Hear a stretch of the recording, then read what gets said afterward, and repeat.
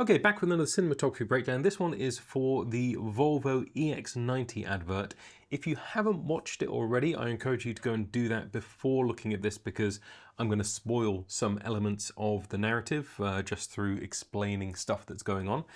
For those of you who also don't know, this was shot by Hoyte van Hoytema, who is a very well-known cinematographer. He has worked with the likes of Christopher Nolan on Tenet, for example, amongst many other things. And needless to say, there are a lot of things to like about this advert.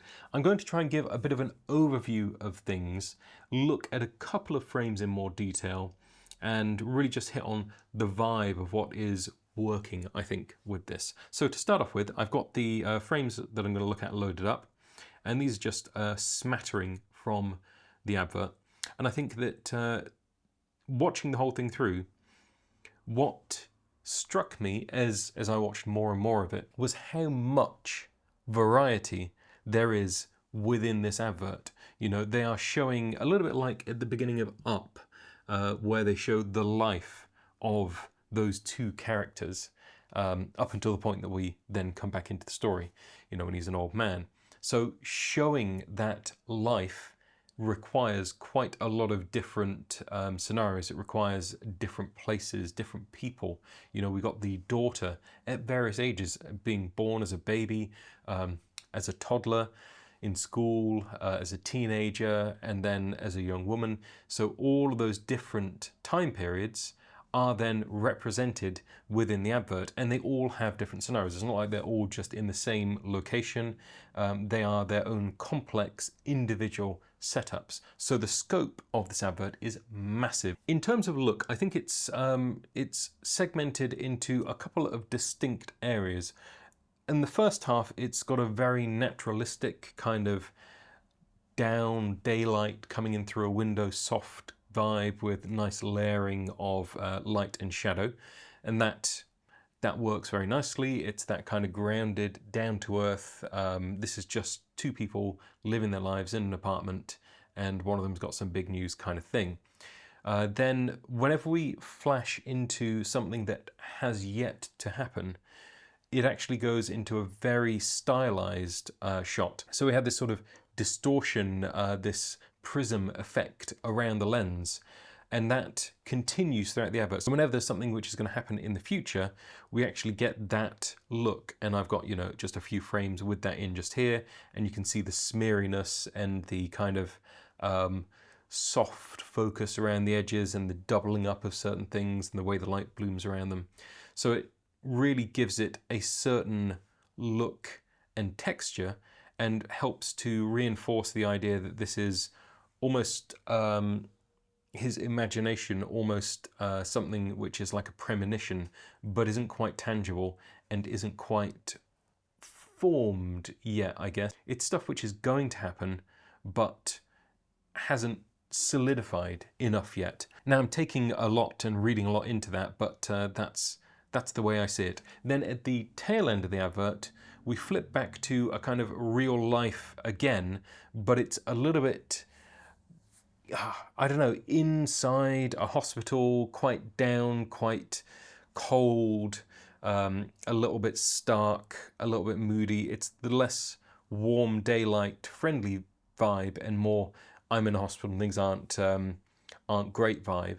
And that's where the bit of the double bluff comes in. He's in this corridor and then he walks back through and he's going into suddenly a much more daylit, warm, friendly, approachable room, and we're back in and it's all okay, everything's fine, and we see the payoff at the end of the advert that the Volvo actually saved the pregnant woman's life. So what I'm going to do is look at a couple of these frames in a bit more detail. We will start off with the very first frame of the whole advert. To begin with then, I will call attention to the shadows first of all.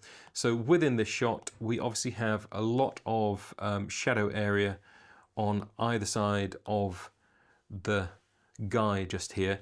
That is drawing us into the room where he is. Now it's not completely dark down here. We do have some light, some level playing on everything so you can see stuff, and you can see that she is actually darker against that. So if we took everything away, she would just be a shadow shape against shadows. It's not gonna render nicely. This is a good balance, a good ratio between the wall just here and her being a little bit darker just there. So enough that we can discern these different things. And the subtlety and the way that that is played is the skill. You could give the same setup with all the lights, whatever they used in place, with all the frames kind of ready to go, and you would get a different result. So even just the levels that different lights are set to will give you a different result, and the skill is in the taste. It's knowing when everything is right and everything is balanced. So the main thrust of light just here is coming from a window which we assume is off to the side just here and we haven't actually seen yet, and that is illuminating our guy in the foreground, and he is catching light all down his back just there, and then he's got a little bit of a shadow side just here, but he's not mega down, so we can assume that there's some return coming this way. It could just be that the wall is you know, giving that tiny bit of return enough that it fills in the shadows somewhat. We've got a reasonable amount of light down here. Obviously off in the corner we've got this lamp, and I think it's interesting that in a lot of pieces you would find that the lamp was actually being used as a practical source in the background just to warm things up, but here the lamp is present but it's off. It is not contributing at all, although it does, you know, have shape and form and, you know, whatever within the shot, so it draws the eye in. And then if we whiz over and we look at her, she's obviously catching all of the light that we just spoke about as well. You know, that's coming in and illuminating her on this side, and it is quite a beautifully shot frame. Looking at his close-up just here, I think everything stays very, very similar. I can't see really that much has changed just there. So I'm going to jump to her close-up, and with her close-up, she's getting a much flatter light. Obviously, because she is looking into this illuminated room, it is natural that whatever's hitting her is going to be a little bit more flat onto her face. I think that when we look at this, we can see that she does have a reasonable amount of shadowing just under her chin just here. And then we're falling off a little bit as we go around this side. So they may have cheated things a tiny bit just to make that subtle amount of shaping on her face, because without that, it could feel a little bit too stark. I would say for her, she's got the light coming in, obviously a lot more frontal just down here, but it still has maybe a little bit of elevation to it. And then in the background, we've got these little pops of highlight from a doorway and maybe from a little window or a mirror or something down there. And those help to just keep everything interesting. There's enough light in the background just here to, again, make sure that her silhouette is well defined against everything that's going on just there. So although everything is kind of down, we can definitely see her, and everything else in there is to some extent a non-organic shape. So we've got plenty of stark straight lines and things going across.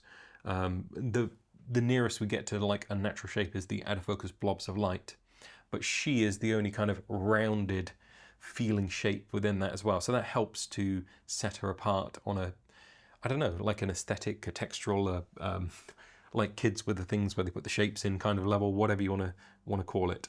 So again, there's no crazy amount of light into her face, into her eyes, but it works well enough. And if we kind of took a little look in closer to that, we'd see that within this shot, there's a tiny little twinkle, but not like a purposeful eye light that's been dressed in. With each of the other shots, it does feel very natural and not like they've changed much, even if they have cheated things a tiny bit. The first shot we get of the Volvo just here, and everything is quite down in the sky. Generally, if you are trying to shoot a car, a good time of day to do it is when the sun is just dipping right down, so that you've got all of that lovely illumination in the sky, but you don't have the harsh shadows and all of the really pinging specular highlights that you would get if the light was coming in super direct. So you can see, if you look at the car just here, we do have a lot of, I guess, shadows that you can see around here. Just trace that for you in yellow, of like the the city, the walls around it, this wall just here. You've got sky obviously reflected in that, and you can see that all through there. So all of those shapes over the top of the car are present, but the sky is acting like a big softbox, so it isn't creating any super harsh light on the car. We do have a slight push of warmth coming in from this side, which is catching our talent just there, and you can kind of see it playing across the floor and underneath the car. So it's sort of a low angle light, which I guess we're saying is early morning or late evening light coming in because it's warm and it's low. So that works, and it still works for showing the car in that space as well. You know, we have a nice frame, we've got some receding lines just here and here and here, so the car kind of draws our attention, and there is a push of movement within this shot. You can't see obviously in the still, but the camera is moving as we reveal it and as she comes and sits in. With some of those future shots, we've got some really bright light coming in, so you can see just here, we've got this super hard push of light coming from sunlight. That might not be sunlight, that might be something they have brought in. And then relatively down on this side, and we've got an awful lot of haziness over the sides of the frame and these kind of little rainbow effects and doubling of people within the frame and the blur and the general veiling that's coming from this lens as well kind of spills out as the sun interacts with it. So it does feel really dreamy. And then if you look close in just here, you can see that we've got practically blown out actually on some of those edges. Now it's unlikely with what they were shooting on, this was actually blown out in camera, but I think the element of this to think about, when you are shooting, even if your camera sensor isn't overexposed, you are shooting with an intention to how the final frame will look, and that is going to influence the ratios that you are working with. And that is, going back to what I said at the beginning, that is the nuance. The ratios are where the skill comes in. So knowing how bright you want these bright lights to be in comparison to the shadows in the shot and the midtones in the shot, that whole spectrum that you have to play with has to be put in place when you're on set, when you're doing this. If you just have the sunlight streaming in and you shoot it and you overexpose it and then the shadows are completely crushed, then you might find that when you get to post, it doesn't feel like this because you didn't consider how far apart those two values were. And although you can recover them, it still feels odd when you do it. It doesn't have that kind of connective tissue to make it feel like it's related and it's in the same shot. You know, you're just boosting shadows and bringing down highlights and creating an HDR of it, and it doesn't feel like it's well thought out. So you do need to consider it even if you have massive dynamic range. A great example of that could be this shot just here, where we don't particularly need to see everything that's outside the shop, but if we have just a complete bleached out white frame across the whole background there, we're going to start to lose a little bit of world, a little bit of context, and it'll start to feel super harsh. And in fact, you can see an element, I think, of that harshness if we look just here, where you actually have this kind of highlight just there around her hair, and you can see the sort of the halation that's happening between those two areas of contrast. You've got the very bright light and you've got the very dark, comparatively, hair. And if you imagine her entire silhouette was like that and it had this super harsh line around it, it wouldn't feel the same. So you do have to sit things at a certain level, and that might mean that you are, for example in this shot, how you could approach it was set the background exposure so that it's sitting where you want it to be, and then the stuff you can control inside, because you can't really control what's happening out there, at least through the open door. Once you've got that set, you can then bring level in if you need it and balance the two things off. And there are other things you can do as well. Like, for example, in this shot just here, we've got all of these blinds across. So actually on either side, the background is sitting a little bit further down than where she is in the middle, where she's opened up this door, where there is no blind kind of helping to moderate the level and bring it down. That is going to be something which you can do to bring down the level inside. We've got all kinds of cool little things here, like light is playing on this counter in the foreground. You know, you see her silhouette coming in. So there's a lot to recommend it. And then other things like foreground elements that are out of focus. I'm assuming this is some kind of deli, coffee shop kind of thing. We've got all of this little interest around.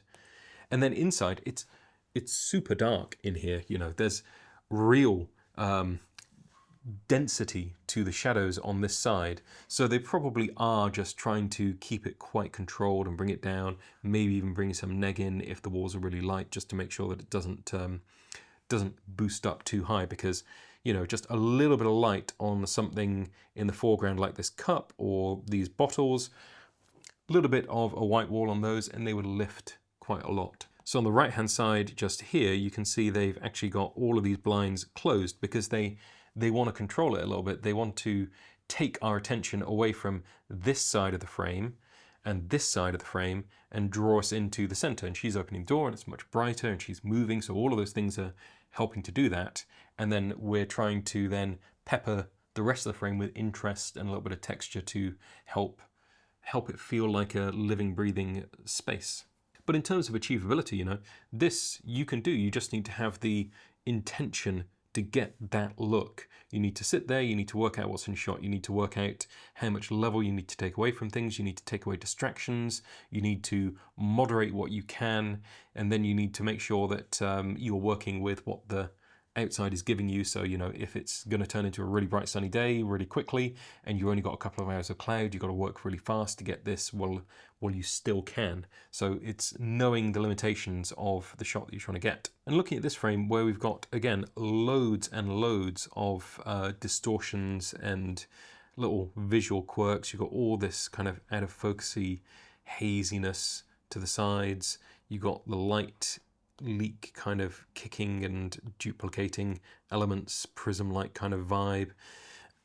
Committing to a look like this it's so much fun to do, but it can be very hard to convince people to shoot something like this in camera, knowing that once you've done it, you can't step back from it. But by doing something like this with focus and intention over the course of a whole project, you get the look baked in and it has a feel. And even if you were trying to add something like this in post, you wouldn't get the same thing, because it's the way the light is interacting with the lens at that moment, and you're holding the camera and you're there and the talent's there, and maybe the light, for example, is catching behind her head just here, and if she moves her head a little bit, we get this shaft of light coming into the lens.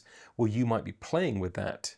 You might be, as the cinematographer, trying to block your talent in a way that helps to exaggerate or tone down some of these elements, and it makes it feel like a very connected experience. So obviously we've got quite a lot of hard light coming in from this direction, you know, kicking in across here and catching on the back of their hair just there. And then we probably have a little bit of return, maybe just out of frame on this side. So something around here, just to kick a little bit of something back into their faces, because otherwise with that intensity of light, it might be that they go down to complete darkness. And in fact, if you look in down here, you can see like her arm and her clothing and whatever there goes really, really dark, where it's more occluded and more hidden from whatever light sources or bounce we have going on just here. So it's just bringing a little bit in. And indeed, you can see if we look at her glasses just here. So the glasses are definitely catching a little bit of something, which actually, having said that, feels like it is sort of up on this side a little bit, because it's in that top corner of the glasses, you know, it's above 3 o'clock.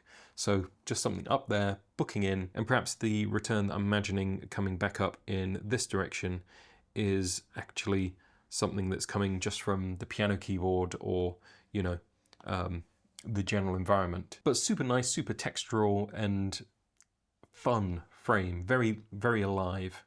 We have a few sequences where the daughter is a little bit more grown up, so they have a different vibe. They tend to go with the kind of colors and things. So we've got this red theme going on, we've got these blue streaks of light and little bits of flare and haze happening. She has quite a pronounced catch light in her eye just there, so if we were to look at that in a little bit more detail, we'd see it's a real ping of light just there, but it's a more stylized shot. And I think that compared to the very earthy down to window light kind of look that they were going before, this feels like an appropriate step away from that in order to make it feel like we're living a whole life and having different experiences. And then the final thing I want to look at is this sequence in the hallway. We do have quite a pronounced catchlight in his eye just there, actually, which is interesting, having just mentioned that for the daughter. There's this little catchlight, and that helps us to, in an otherwise down shot where everything is quite moody, it helps us to immediately look and see there's his face, there's his eye. And I think the reason that they would want to do that just here is actually because we need to connect with this character, and we need to think at this point in the story, maybe something terrible has happened. And the way to do that is to show him kind of staring off a little bit in a daze into the distance with this catchlight in his eye to help draw the attention. And we do have light coming in from this side. We have little kicks of things in the background to create interest and shadows and shapes. So although I say this is a very down dark shot and we've got an awful lot of density in the shadows on the side of his face, we still have a good shape to the face, we still have a really good silhouette, and we're actually catching a little bit of top light, which we'll see in a moment. He's in the hallway and we've got the kind of grid lights above, so that kind of makes sense, and you can see them receding off into the background just there. But nice shape on his face. There's a smaller reflective quality to the light just here as well on his skin, so it's not mega soft and mega wrappy, and that in fact actually makes sense if we look at the eye light as well, because that feels like a slightly smaller source. And we can tell by the way that it's sitting in his eyeball that it is coming in from a little bit higher, and you can also tell that because we have this shadowing coming in like this around his chin, so you know that that light is coming in, casting that shadow and giving the catchlight in the upper hemisphere of his eye, shall we say, just top half of the pupil. So very nice shot, and it does everything we need it to do if thinking narratively as well. Here we see he's in the hallway and everything continues. We can see over to the right hand side there is a shadow on the wall just there, so what we were thinking as the light just here, that actually continues. It makes sense. We're not breaking anything, we're not cheating the close-ups so much that they don't fit into the wide shots. And then within this frame as well, you've got some lovely leading lines taking us back down. The hospital corridor is kind of all cool and reflective, so that helps. And yeah, everything just draws us in towards him, and we can see all the lights above, which aren't actually playing as brightly on the top of his head as they were in the close-up. If you look just here, it doesn't feel quite as bright, but that might just be because he's turned or something, but it feels like it's a little bit different. And they aren't mega bright. It's not like they are playing and kicking out tons of level. They seem quite down in the shot. Most of the brightness is actually in the background catching on things, and this kind of area right at the back just here, you know, behind him, that's where the brightness is. And also from this side where there's something out of shot that we're not seeing, which is illuminating him. And what I really like about this, I've got this playing on slow speed on YouTube. This shot connects with just a gentle pan across to the shot where it reveals that his wife and child are fine, and this is a lovely, warm, friendly room that they are in just here. Now, if you think about that from a filming point of view, you've got to balance two things. You've got to make the hallway sit and work as a shot. And here, I don't think there's any cheat with it. I think it is just tracking across and landing here. So you have to set your level to whatever is working in this room. If that is real sunlight coming in, that dictates where you set the level. And then from there, you work your way back around. You go, well, okay, that was the level that we needed to get this shot working.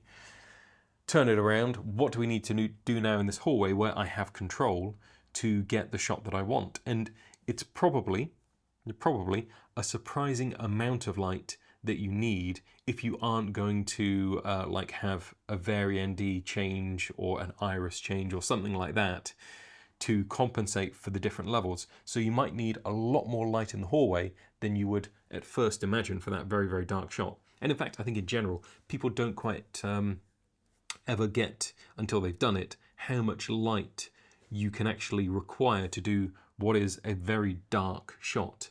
It's putting the light in the right place, and it's sitting it within a comfortable level for the camera. And what looks dark for the camera might actually have been a very brightly lit space. And you often see this in behind the scenes shots. You'll find that actually when you're doing that, there's tons of light, and the behind the scenes shots look super overexposed. But then if you look at the stuff which is in frame, the actual thing that's being shot, that's massively overexposed, and the behind the scenes shot is exposing for what is out of frame, you know, like the people behind the camera and stuff. So that is why it can sometimes feel very, very different. And it feels different when you're standing there in the space, and it's one of the reasons why you have to rely on some exposure tools to help you. So you need to rely a bit on a light meter or false colors, or have a very, very tuned sense of aesthetic. Now, you can get away with that to some extent, but as soon as you're doing multiple shots across multiple shoot days and having to keep things consistent, it gets harder to do that just by eyeballing it. So you do need to be quite tuned in, professional, you know, like Hoyte van Hoytema. So I am curious, what did you think of that advert? Did you enjoy it? Did you find it too long? Did you find it boring? Were you not interested in the story? Did you think it was shot well? Did you get the thing where everything in the future was kind of with the prism distortions and all of that? Did you like the twist that actually the person buying the Volvo wasn't the obvious choice of the family who now want a safe car? It was someone completely unrelated to them who would have otherwise run over the mother-to-be and completely ruined the whole story for the rest of their lives. And I think that's the thing with Volvo. They've got a reputation as being a very safe car, and indeed they invented the 3-point seatbelt, and they didn't patent it, and they gave it away for free. They just want, on some level, apparently, to make the world a better place. And they've also done some really hard adverts over the years. You know, they have form for doing interesting things like that Van Damme thing with the trucks where they're doing the splits and all of that kind of stuff. They have fun, and they do have a little bit of sense of creating something which transcends being just an advert and is actually able to stand on its own merits. If you took away all of the branding and stuff, a lot of this would still be a beautiful little story and beautifully shot as well, in my opinion. Let me know what you think in the comments, and I'll have more breakdowns for you very soon.